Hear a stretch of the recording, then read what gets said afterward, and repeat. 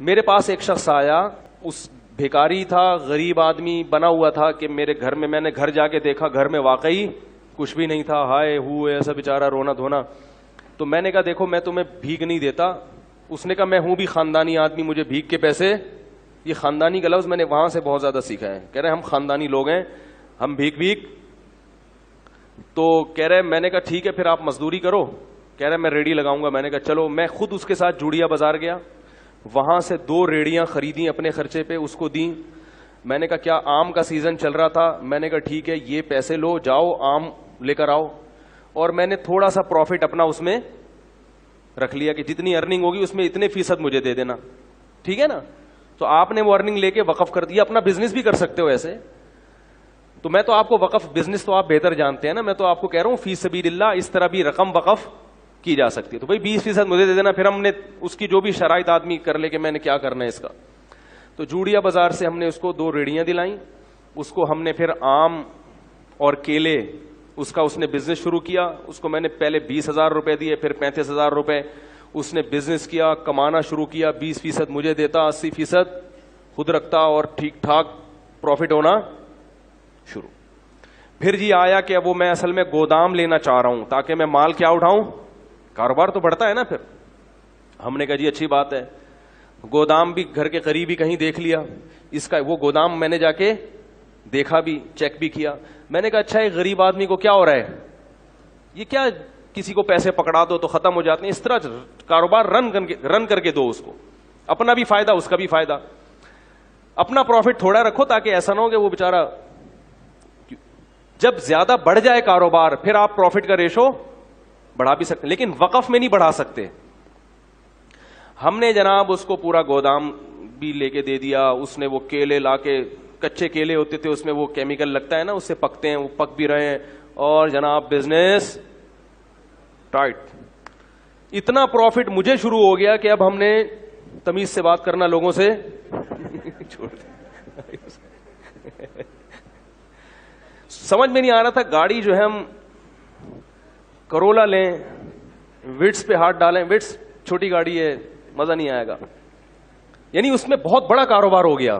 گودام کے گودام بھر گئے بھائی, نواب شاہ سے ڈائریکٹ زمینوں سے مال اٹھ رہا ہے. ٹائم لگتا ہے لیکن بڑھتا ہے کاروبار. اور وہ بندہ بھی فیک نہیں, بالکل نظر آ رہا ہے بھائی, ریڑھی لگاتا ہوا, پیاز آلو پیاز بھی بیچے اس نے. پھر اس نے اپنے بیٹے کو بھی ملا لیا, ملازمین بھی ہو گئے, دے مار 4.5, کیونکہ محنت بہت کر رہا تھا. وہ نظر ایسا آ رہا تھا, کر رہا تھا نہیں کر رہا تھا یہ تو ابھی آپ کو آگے بتاتا ہوں. اب لوگ میرے پاس آنے لگے, مفتی صاحب یار ہم بھی چاہتے ہیں اس کاروبار میں اپنا حصہ ڈالیں. میں نے کہا ٹھیک ہے بھائی, اگر وہ بندہ کما کے دے دیتا ہے تو بھائی قاری صاحب آپ بھی آ جاؤ, بھائی فلاں صاحب. شکر ہے ایک قاری صاحب ہی آئے, وہ بھی مالدار آدمی تھے. اس کے علاوہ پھر میں نے کسی سے, میں نے کہا نہیں بھائی اس کو ایک دیکھتے ہیں, ابھی چلنے تو دو, ابھی تو 1 سال بھی پورے طور پر نہیں ہو سکا. تو جی ہم اس کے گھر بھی جاتے تھے اور وہ ہمارے گھر آتے تھے. بڑا اچھا ماشاءاللہ ہمارا بزنس شروع ہو گیا, اس کو ٹھیک ٹھاک پروفٹ ہونا شروع. لیکن میں نے دیکھا کپڑے وہی اس کے چماروں والے. ہم تو سوچ رہے ہیں کہ چاند پہ پہنچے یا مریخ کا سفر کریں. ابھی امریکہ یورپ تو چھوٹی بات ہو گئی تھی ہمارے لیے نا, ٹھیک ہے, تو خلائی سیارے میں بیٹھتے ہیں, کہیں کائنات کی سیر کر کے آتے ہیں. تو بالآخر ایکسپورٹ کی بات شروع ہو گئی. بھئی اب کب تک غریبوں کی طرح ملک میں جو ہے وہ ٹرک خرید کے بیچتے رہیں ہیں بھائی, کنٹینروں پہ بات آنی چاہیے. اب کیا خیال ہے؟ تو جتنے کما رہا تھا نا اس سے ڈبل انویسٹ ہو رہے تھے. بات آ رہی ہے سمجھ میں؟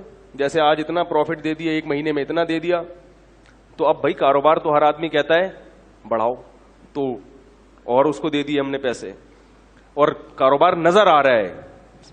آلو پیاز ٹماٹر بھی بکتے ہوئے نظر آ رہے ہیں. گودام سے منڈی بھی جا کے میں نے دیکھا, وہاں بھی باقاعدہ اس کی ایک شاپ ہے جہاں سے وہ سارا بزنس ہو رہا ہے.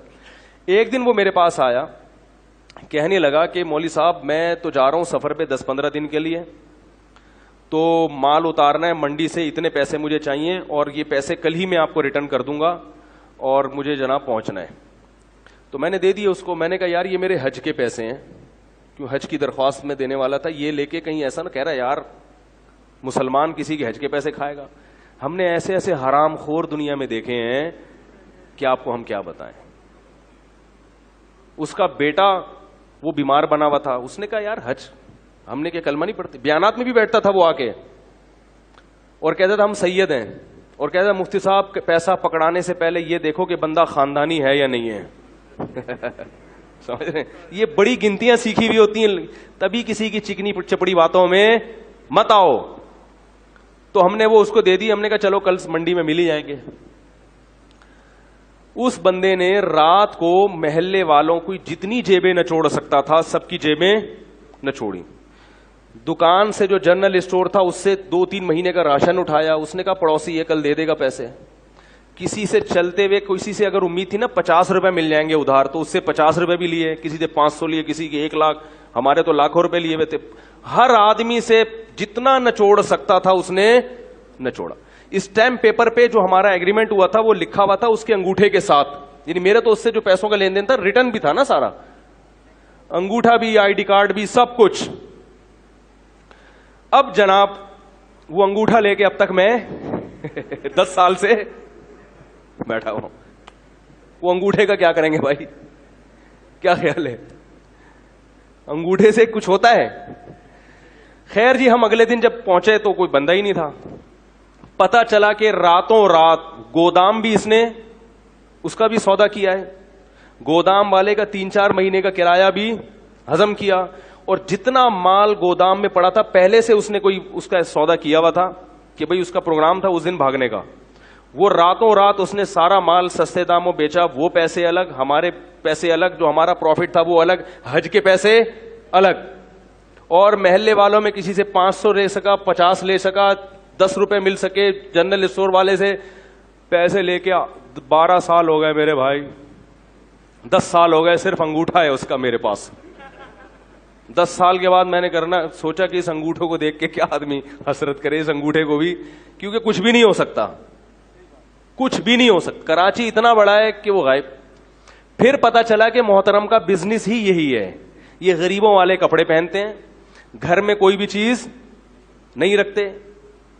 کچھ ادھار غریب بچے لیے ہوئے ہیں اس نے رینٹ پہ, ٹھیک ہے نا, غریبوں سے 2-4 بچے ادھار لے کے رکھ دو بھائی, کوئی آئے گا تو منہ دکھانے کے کہ یہ میرے بچے ہیں.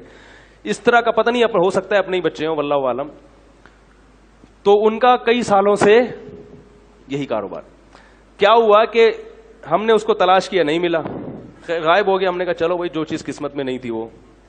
ایک دن ایک سبزی منڈی سے ایک پٹھان آیا باجوڑ کا, مجھ سے ملنے کے لیے, بڑا لمبا تڑنگا.